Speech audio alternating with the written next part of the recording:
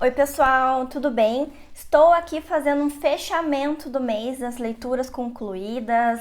Então, bora falar dessa lista. Ao todo, eu li 9 livros esse mês. Foi um mês um pouco atípico porque eu tive um episódio de shutdown do autismo. Vou falar um pouco mais sobre isso no vlog que vai sair em breve aqui no canal. E aliado a isso, teve também uma semana de viagem do meu marido, que isso acaba fazendo com que eu saia um pouco da rotina. As minhas leituras acabam sendo prejudicadas. Foram 9 leituras, mas saibam que algumas delas foram muito sofridas e que eu penei para conseguir terminar esses livros, porque nesses momentos o meu foco fica bem prejudicado. Bora começar com essa lista então. Eu vou falar aqui sobre a ordem que eu consegui concluir os livros. Primeiro é O Sol é para Todos. Eu fiz um vídeo aqui no início do mês de fevereiro falando do processo de conclusão desse livro e de outro, então não vou me estender aqui muito sobre ele. Vocês viram também que foi uma leitura que não funcionou tanto para mim. Nós vamos acompanhar aqui uma jovem, né, a Scout, que ela é uma criança, e a gente vai acompanhar até o início ali da entrada dela da adolescência, o relacionamento dela com seu irmão, com o seu pai e com um amigo dela também. No meio de tudo isso a gente tem o racismo, né, e o quanto que as pessoas julgam e creem em verdades presumidas, assumidas sobre outras pessoas. Então é um livro aqui que eu sei que tem muita gente que gosta. Eu falei no vídeo, né, dessas 2 leituras concluídas no início de fevereiro sobre esse livro. Vou deixar aqui então na descrição do vídeo para que vocês assistam, caso ainda não tenham assistido. Nesse mesmo vídeo eu falei então sobre a minha próxima leitura, que foi Memórias Póstumas de Brás Cubas. Eu acho que eu já li Machado de Assis em algum outro momento, mas eu não lembro nem qual livro, nem quando, enfim, mas eu tenho essa vaga lembrança. Foi uma leitura bem interessante, sofri um pouco para concluir ela, porque Machado tem ali uma escrita muito diferente. Teve alguns momentos que eu tive dificuldade com o português, me senti quase analfabeta nesse livro, então tem que fazer uma leitura atenta, tem muita ironia, tem que fazer muita pesquisa das palavras aqui que ele coloca no livro. Então foi uma leitura que eu gostei de fazer, mas que ela vai precisar ser relida. E uma curiosidade que eu não sabia é que nesse livro a gente tem a aparição do Quincas Borba, que é um outro personagem que tem um outro livro do Machado de Assis. A próxima leitura foi uma releitura, na verdade, que é Alice no País das Maravilhas. Eu gostei muito, muito, muito de ler. Se não fosse a Nicole ter trazido esse livro aqui para a pauta, eu provavelmente não teria priorizado ele tão cedo.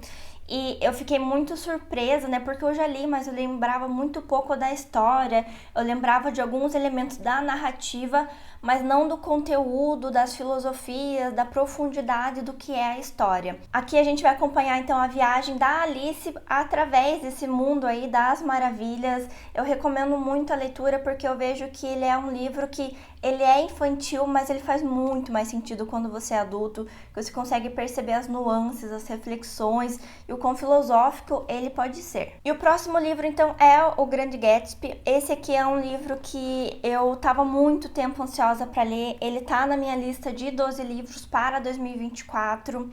Eu não sei o que exatamente me atraía nessa história, mas eu fui pro livro, não foi uma leitura que funcionou super para mim.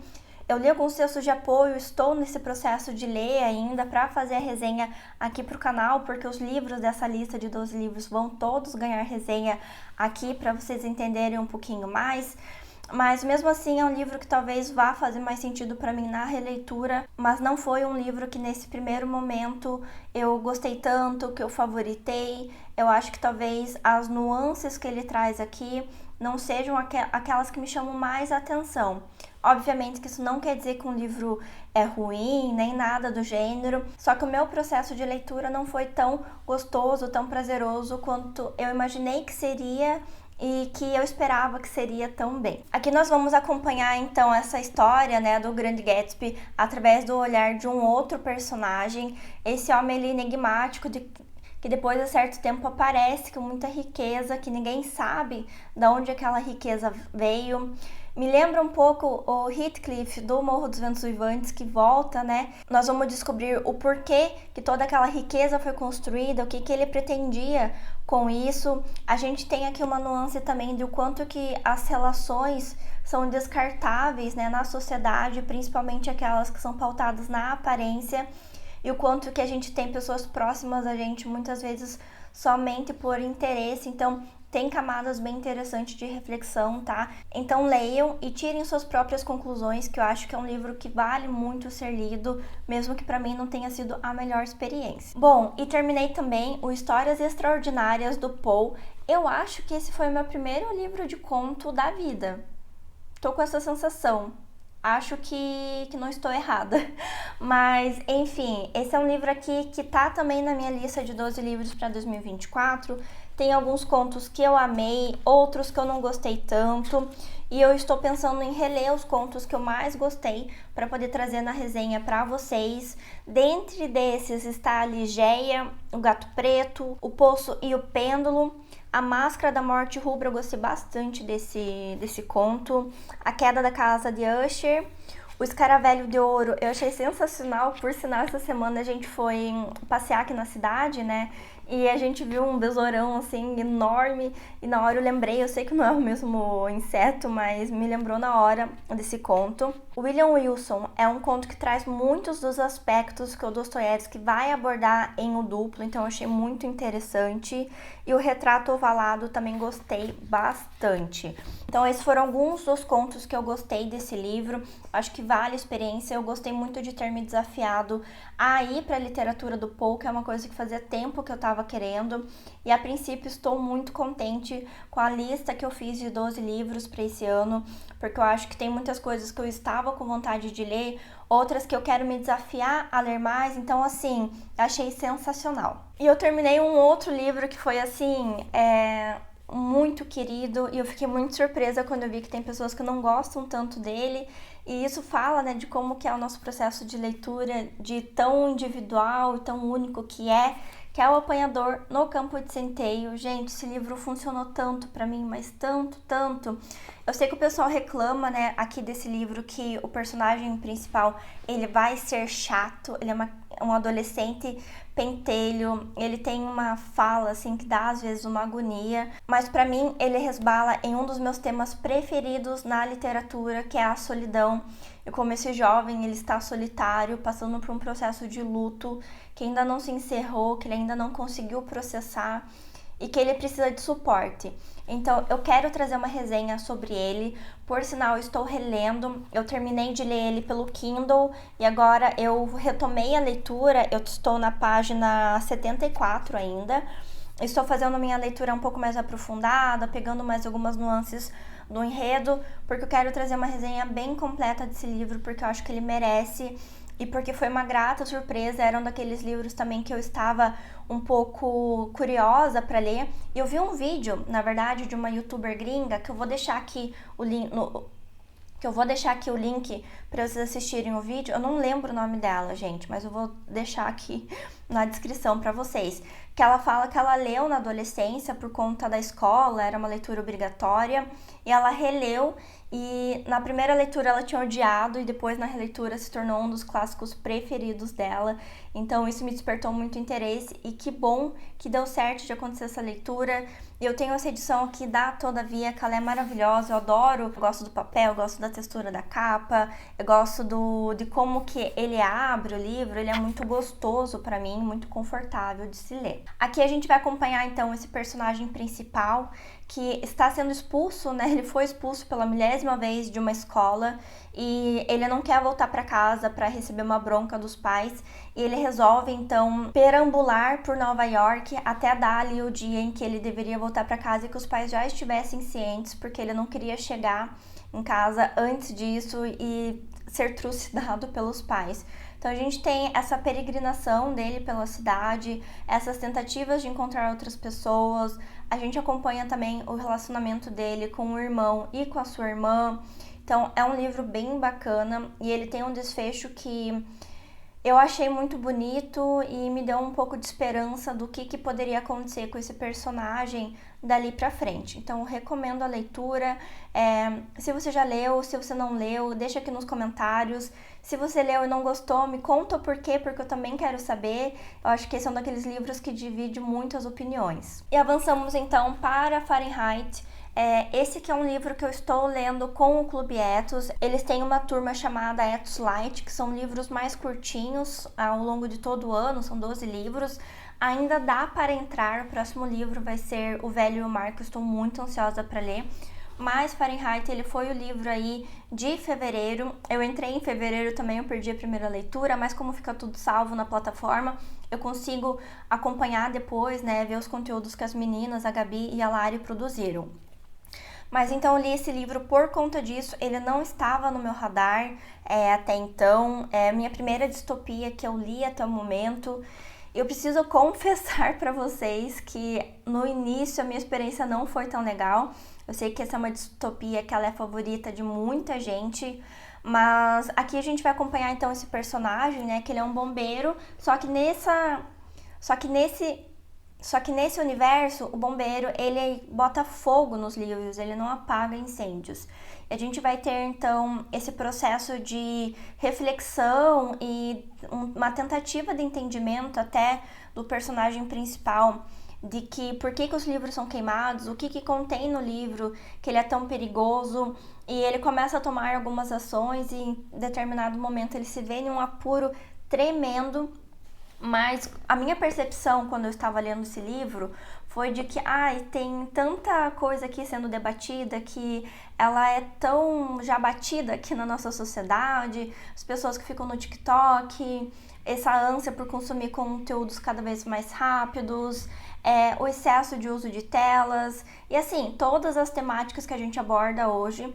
Só que quando eu terminei o livro e eu fui pesquisar um pouco sobre ele, eu percebi que eu perdi de perspectiva um ponto que é extremamente importante, que esse livro, ele não foi escrito recentemente. Ele é de 53, então assim, mais de 70 anos atrás esse livro foi publicado, e o quanto que esse autor foi visionário na hora de escrever, porque há 70 anos ele já estava dizendo de como a nossa sociedade estaria hoje. Então, quando eu tomei consciência dessa perspectiva, porque eu não tinha lido com esse olhar da época, do tempo, né, de quando que ele havia sido publicado, eu não tinha gostado tanto. Mas depois que eu fiz, putz, Morgana, óbvio que tem um aspecto aqui de tempo de publicação, ele fez muito mais sentido, e daí se torna muito preocupante também o que acontece com a nossa sociedade, ainda mais preocupante de como que a gente consome conteúdos hoje. O próximo livro eu não tenho ele físico aqui, porque eu li pelo Kindle, e o meu Kindle eu não sei onde ele está neste momento.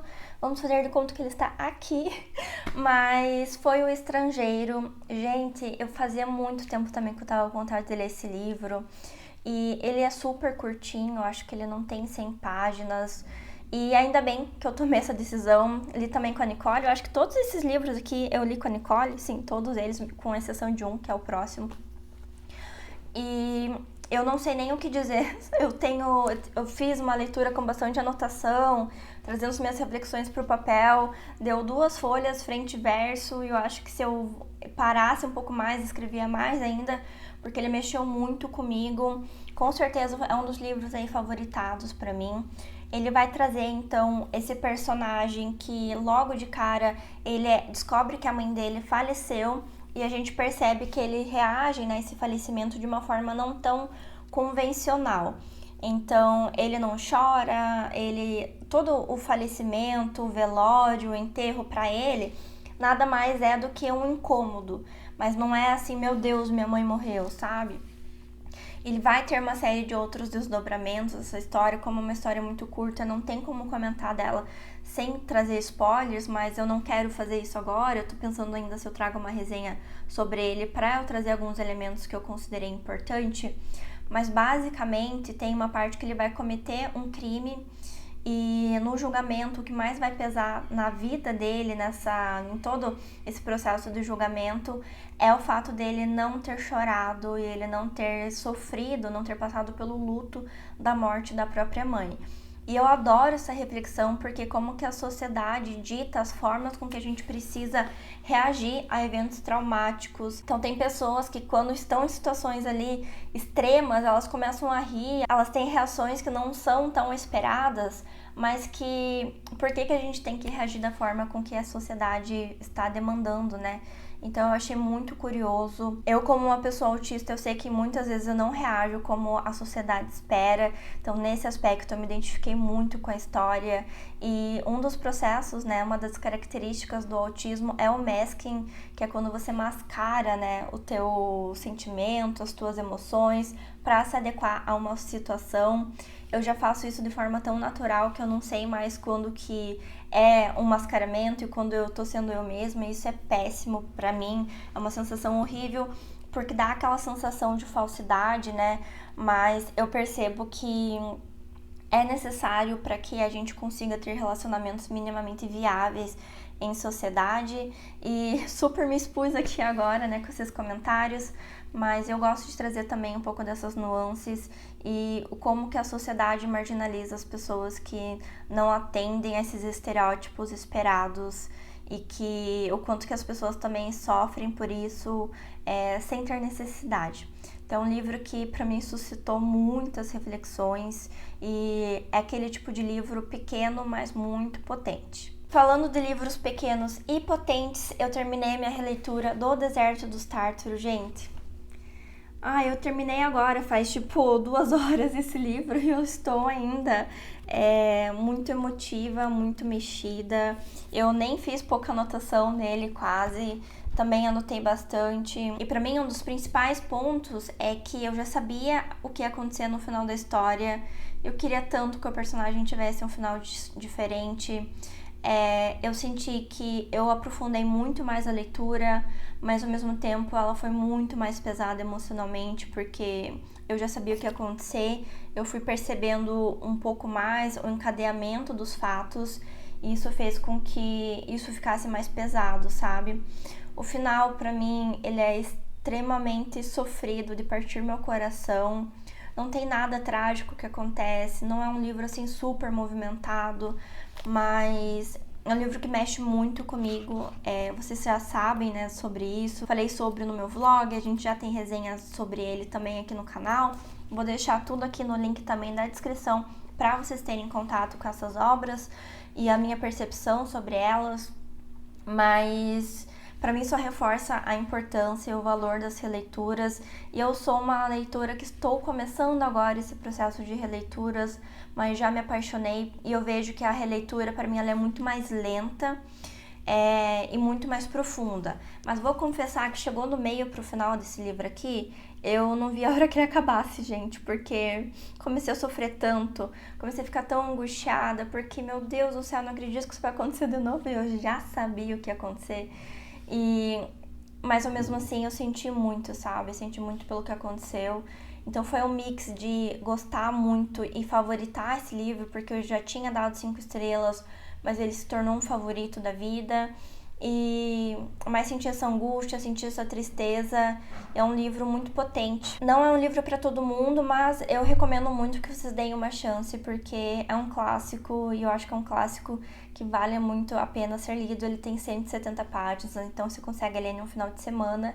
Caso você já tenha lido, também deixa aqui nos comentários se você gostou, porque meu desejo é que as pessoas tenham a mesma experiência que eu tive com este livro, nem que seja um terço, gente, já vai valer a pena. Bom, é isso então, essas foram as minhas 9 leituras concluídas no mês de fevereiro de 2024. Me conta aqui também o que vocês leram nesse mês, o que vocês favoritaram, o que não funcionou, o que vocês acharam também das minhas leituras, porque eu quero continuar essa conversa com vocês nos comentários. Lembrando que todos os links para esses livros vão estar aqui na descrição do vídeo. A gente tem também um canal do Telegram agora que eu compartilho promoções, eu compartilho também quando tem conteúdo novo. E lembrando que toda vez que vocês compram pelo meu link, eu ganho uma pequena comissão, vocês não precisam pagar mais nada por isso. E é uma das formas de se apoiar o meu trabalho e também de apoiar o canal. Se você assistiu até aqui, meu muito obrigada. Não esquece de deixar um like, de se inscrever e de compartilhar também esse vídeo com alguém que possa gostar dessas leituras que eu fiz ao longo desse mês. E a gente se vê no próximo vídeo.